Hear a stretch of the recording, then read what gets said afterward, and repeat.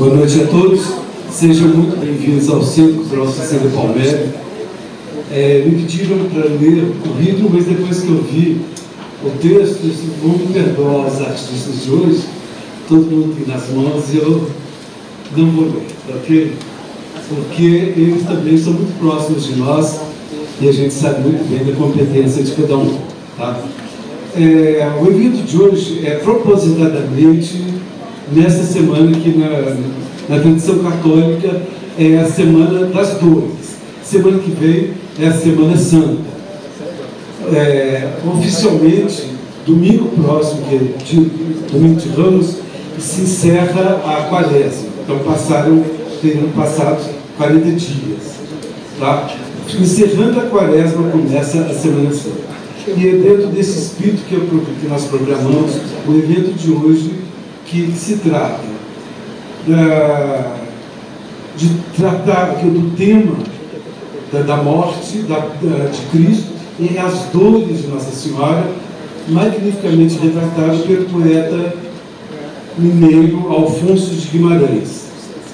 E aqui está o verso dele que o palestrante da noite de hoje selecionou. Aqui é uma das obras-primas do barroco mundial, que extrapola os limites de Minas Gerais, que é a Nossa Senhora das Dores do Aleijadinho. Tá? Essa imagem está no Museu de Arte Sacra de São Paulo, que é um dos museus mais espetaculares que nós temos e dos menos visitados.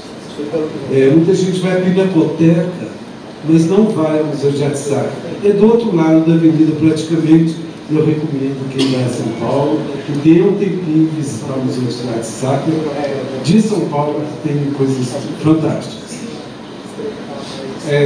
A Semana das Dores tem uma data importante, que quinta-feira, seria amanhã, quando se celebra a procissão do encontro. Normalmente as mulheres saíam carregando a imagem de Nossa Senhora das Dores de uma igreja e os homens, Nossa Senhora do Espaço na outra, e os dois se encontram. Tá? Normalmente é um momento de mostrar a competência do orador, um sacerdote, um bispo, uma autoridade religiosa, que vai falar sobre esse encontro de mãe e filho. Tá? E é nesse gancho que nós convidamos o professor, poeta e professor da UFTI, da Universidade Federal de Minas Gerais, um homem que tem uma atuação muito grande aqui em Uberaba, que veio de Belo Horizonte, mas logo ele se urbanizou e se deu tão bem aqui, e a gente vive puxando ele para estar próximo de nós. Ele tem sido um grande colaborador nosso, que é o Eduardo Vênus. Ele vai falar sobre o centenário das Dores de Nossa Senhora e o trabalho, um livro que ele lançou, sobre o livro dele, que está aqui, o Oratório Poético de Alfonso de Guimarães. Esse livro vai estar à venda na saída no final do evento de hoje. Ok? Eu recomendo vocês adquirirem. É uma obra excelente que mostra a competência do professor para analisar a obra do Alfonso. Ok? Por favor, Eduardo. Vera.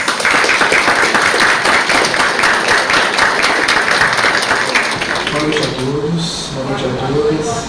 Eu queria, antes de mais nada, dizer que é um grande prazer voltar a casa. Já tive duas oportunidades de falar aqui no público do Centro Cultural. Eu gostaria também de agradecer ao Jorge Abud, que é um grande parceiro, poeta também, que vem fazendo um trabalho maravilhoso aqui de divulgação cultural, abrindo espaço para as artes, para a cultura, nesse espaço aqui, nesse lugar tão bonito. Né? E é importante, o trabalho dele é importante, e eu queria juntar ao meu agradecimento uma celebração também dessa iniciativa e do trabalho dele de curadoria. Nossa conversa de hoje vai ser sobre o Alfonso de Guimarães, poeta que nasce no metade do século XIX, em Ouro Preto, poeta essencial na história da literatura brasileira, os grandes poetas da língua portuguesa, que tem uma obra bastante vasta, que se estende aí entre o finalzinho do século XIX. O primeiro livro dele, publicado, justamente nós vamos falar sobre ele hoje, é de 1899. Ele vai viver até as vésperas da Semana de Arte Moderna, até 1920 e 21. Um poeta que vai, além de tudo, construir uma grande família de poetas e de excelentes poetas que continuam ainda em atividade. Minha relação com o Alfonso data do meu trabalho de mestrado, realizado na Universidade Federal de Minas Gerais. Eu sou professor da Universidade Federal do Triângulo Mineiro, me formei na UFG, estou aqui hoje no Federal desde 2017. O meu trabalho com o Alfonso, então, ele vem desse mestrado realizado e defendido em 2009, lá em Belo Horizonte, e ele gira em torno deste livro do Alfonso de Guimarães, chamado justamente Oratório, chamado justamente Centenário das Dores de Nossa Senhora, centenário referindo ao número 7, né? 7 dores de Nossa Senhora. O livro está inscrito aí em uma longa tradição cultural, religiosa, literária, artística, como vocês vão ver daqui a pouco. E o meu interesse ao longo dessa pesquisa foi justamente entender a relação do Alfonso de Guimarães com a música. Eu posso dizer que sou um músico amador, tenho uma relação antiga já com música, comecei a estudar música muito cedo, não me profissionalizei, estudei no conservatório, tenho todo um caminho percorrido pela música que acabou desaguando nesse interesse de estudar as relações entre a literatura e a música, né? Entre a música e a literatura, entre o som e a palavra, entre o canto e o discurso verbal. Bom,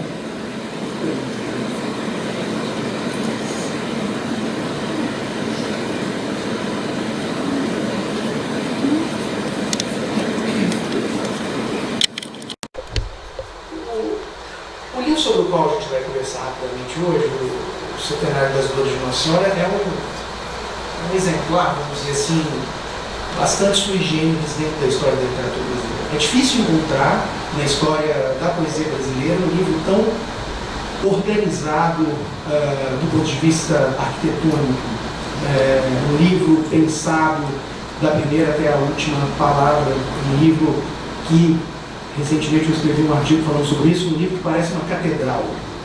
As catedrais, vocês sabem, elas eram muito mais do que espaços, elas eram símbolos, né? Então, uma igreja, uma grande catedral, um templo religioso católico que se preza, ele é muito mais do que um espaço que abriga o sagrado, ele próprio é a materialização simbólica do sagrado. E isso é algo que está no radar do Alfonso de Guimarães quando ele começa a escrever esses poemas no finalzinho do século XIX, a partir de 1890, 1892. A estrutura do livro é bastante interessante. Nós temos 7 capítulos, claro, cada um deles remetendo a uma das dores de Nossa Senhora. Cada um desses 7 capítulos é composto de 7 sonetos, então existe ali um trabalho com o número 7 muito importante, né? O número da perfeição.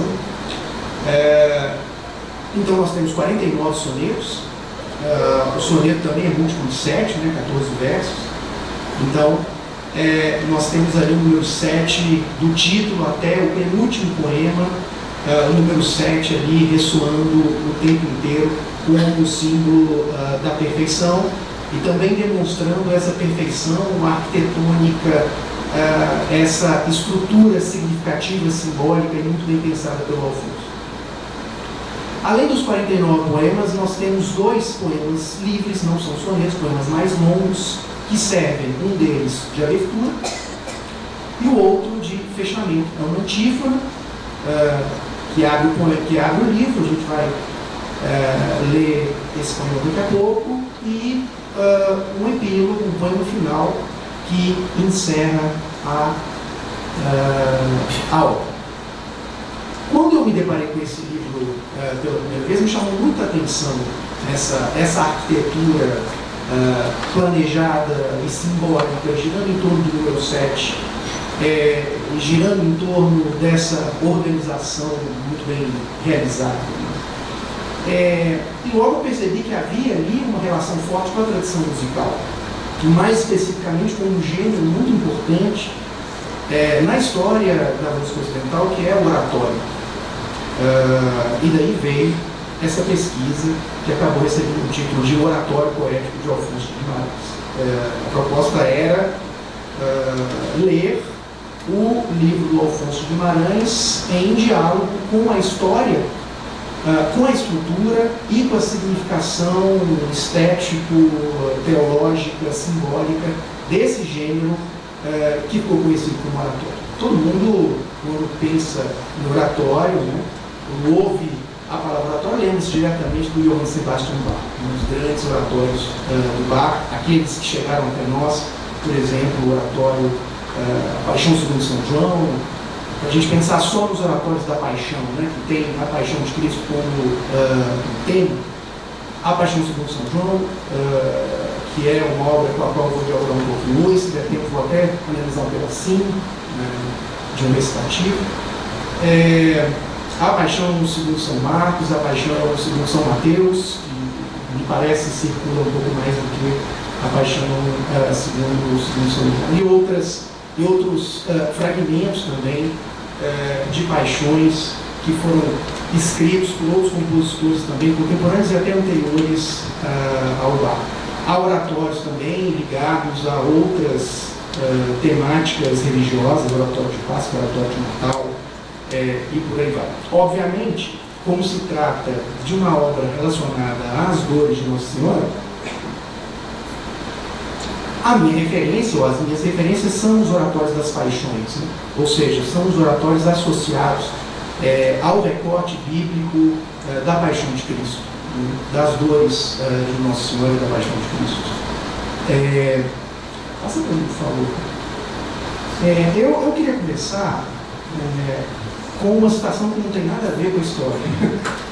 A citação de um poeta francês contemporâneo, chamado Jean-Michel Mautois, que não tem nada a ver com Alfonso, que provavelmente nunca leu o Alfonso na vida, mas que vem escrevendo já há alguns anos sobre uma questão que é muito importante para o Alfonso de Guimarães, para a poesia de um modo geral, que é a relação entre a escrita, entre a poesia e a impossibilidade de se dizer algumas coisas, a impossibilidade de se representar, a impossibilidade de se descrever uma experiência limite, como por exemplo, no nosso caso aqui, as dores de Maria. Esse trecho do Mautois, ele está num livro chamado La Poésie comme l'amour, que não tem tradução em português ainda, né? Seria La Poesia ou A Poesia como Amor, e eu acho esse trecho muito bonito. Ele diz o seguinte: escrever, apesar de tudo, para manter in extremis o pacto incerto que liga à ideia de absoluto uma criatura profana unicamente pela busca resoluta do trabalho de sua língua. Do ponto de vista filosófico, essa é a questão do Alfonso de Guimarães. Ele se coloca nesse livro, ele se coloca um desafio que é desde o início reconhecido como um desafio impossível, que é o desafio de representar com a língua humana, de descrever com a língua humana uma experiência que é absolutamente distante, impensável, indescritível para a imaginação, para a linguagem e para qualquer parâmetro humano, que é a dor de uma mãe que acompanha a tortura, a humilhação e a crucificação do seu filho. Independente de ser Cristo, Jesus, Maria, independente de serem seres, personagens de uma história sagrada, a dor de uma mãe diante de uma barbárie, de um fato bárbaro como esse, é inimaginável, é indescritível e não pode ser alcançada, não pode ser representada por linguagem nenhuma. Em alguma medida, eu acho que o Alfonso ele está antenado com isso. Em alguma medida, a poesia moderna, como um todo, para além do Alfonso, antes do Alfonso e depois do Alfonso, a poesia moderna, ela se caracteriza em grande medida pelo reconhecimento do seu fracasso. Alguns críticos e alguns poetas dizem, olha, fazer poesia no século XX, fazer poesia no século XXI é reconhecer a impossibilidade de se fazer poesia, especialmente num mundo atravessado pela barbárie. Um grande filósofo alemão, o Adorno, ele se pergunta como é possível fazer poesia depois de Auschwitz? Como é possível fazer poesia depois de toda a selvageria, de toda a barbárie, de todas as catástrofes que a humanidade conheceu nos últimos 100, 150 anos? E o Alfonso, num contexto muito diferente e anterior, né, o Alfonso está, de alguma maneira, neste livro do qual a gente vai ler alguns trechinhos, o Alfonso está se debatendo com isso, que é a questão da literatura, a grande questão da literatura, não só do Alfonso, da literatura como um todo, como dizer, principalmente como dizer o indizível, né? A literatura, ela faz constantemente um esforço de esticar a língua, de repensar a língua, de metamorfosear a língua, de forçar a língua, de tensionar a língua na busca por dizer algo que a nossa língua cotidiana, essa que eu estou usando agora, essa que vocês usam todos os dias nas conversas em casa, na rua, no trabalho, essa que se usa nos jornais, na televisão, etc., não é capaz de dizer. Então, em alguma medida, a grande função da literatura é justamente dizer o que não pode ser dito, dizer o que a língua comum não é capaz de dizer. E é essa mesma literatura que reconhece isso é impossível. Né? É essa mesma literatura que almeja, é esse mesmo trabalho artístico que almeja dizer o que é indizível, é esse mesmo trabalho que nos diz, olha, sinto muito, eu fiz o possível, mas existem conteúdos, existem experiências que estão além de qualquer esforço humano, de qualquer linguagem humana, e a experiência do sagrado é uma delas. Talvez a principal delas. Né? A morte, em alguma medida, é uma experiência limite, o amor, em alguma medida, é uma experiência limite, falar a morte, falar o amor é sempre complicadíssimo, né? O sagrado, Deus, o sofrimento, o absurdo, são experiências humanas que estão, em alguma medida, que servem, em alguma medida, como norte da representação literária, e eu diria que artística, de modo geral, mas servem também como temas, como elementos utópicos, ou seja, conteúdos, verdades que jamais serão atingidas pela linguagem. Bom, uma vez eu fui dar uma palestra na UFMG sobre esse livro, e um aluno fez uma pergunta que nunca mais tirei da cabeça, uma pergunta aparentemente simples, mas super complexa no final das contas. Ele me perguntou, professor, esse poema, né, se a gente for pensar no livro, é um grande poema, porque os 51 poemas estão todos interligados, esse poema é fruto de uma alma religiosa ou ele é fruto de uma alma que pensa a linguagem? Ou seja, é um livro de um crente ou é um livro de um poeta? Se é que as duas coisas se excluem, né? Essa pergunta me inquietou tanto, embora seja tão banal, né? Essa pergunta me inquietou tanto que deu origem a um artigo que depois saiu no Jornal do Estado de Minas, com o título justamente Razão Poética e Fé, em Alfonso de Guimarães.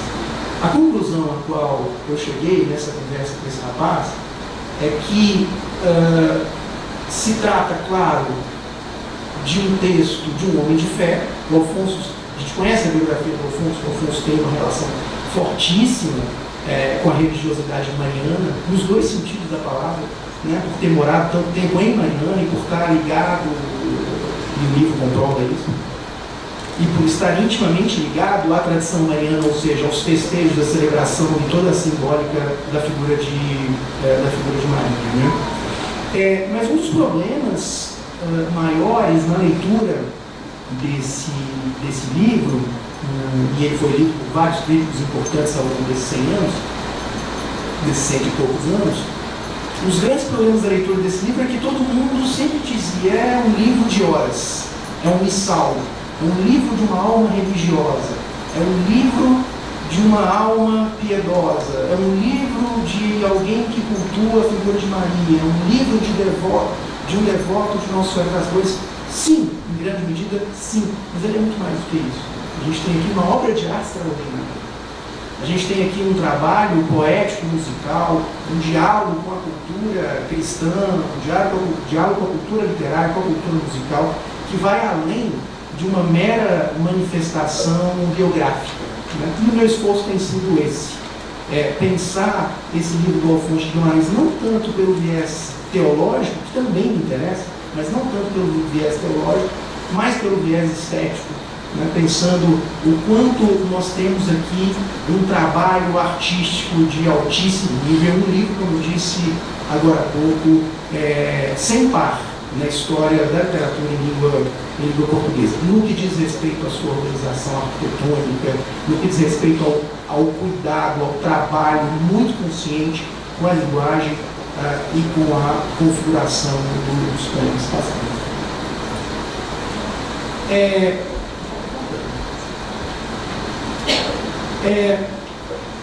Esse livro, agora já entrando mais efetivamente na obra, a primeira coisa que chama a atenção nesse livro é que ele dialoga com uma forma que é tradicional na história da liturgia cristã e católica em especial, que vai ter desdobramentos importantíssimos na história da religião e desdobramentos importantíssimos na história da música e na história do teatro. Eu estou falando daquilo que talvez seja suficiente chamar de formas dialogadas. Até o século IX, o culto, que ainda não estava plenamente organizado,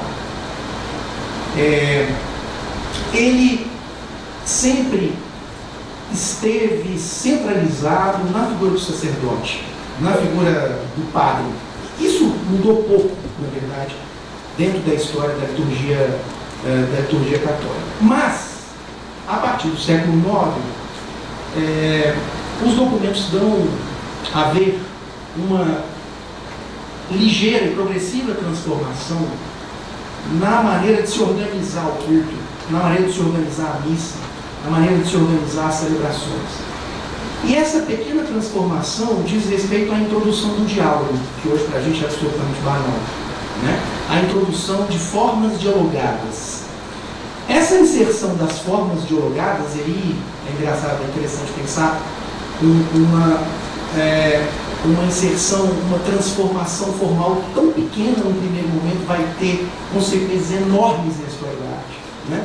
Eu estou aqui falando dos primórdios, das primeiras sementes que depois vão dar origem ao oratório, que vão dar origem em alguma medida à ópera, que vão dar origem ao drama litúrgico, ou seja, a grandes formas tanto da liturgia quanto da história da arte, né? Mas a inserção dessas formas dialogadas, que tem como primeira consequência a descentralização do culto, né? O culto não vai ficar só na figura do sacerdote, mas ele vai de alguma maneira, a voz ou as vozes do culto vão ser entregues de alguma maneira à comunidade, e a revolução cultural, teológica, formal e poética disso é enorme, não dá nem para entrar nessas consequências, né?